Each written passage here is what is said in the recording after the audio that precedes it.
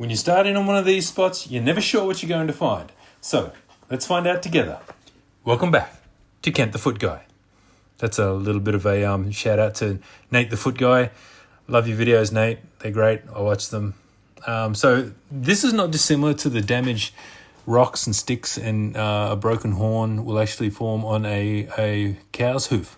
So basically we do the same thing. We're going to remove all the overlying callus and dead tissue. Now this patient is a diabetic, so this is a particularly dangerous one. We need to really make sure we go quite deep and remove all the non-viable tissue.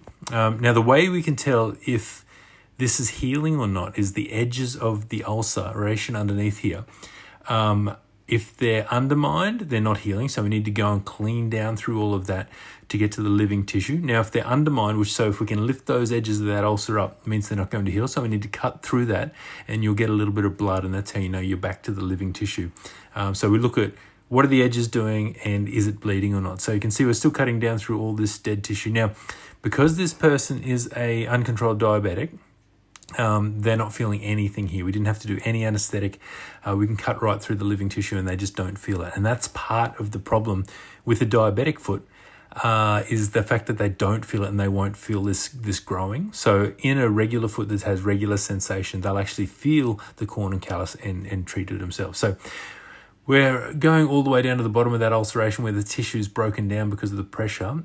So you can see we've got a little bit of blood, and now I've cut away those edges that are undermined, and we'll dress this one up and then we'll let the patient go.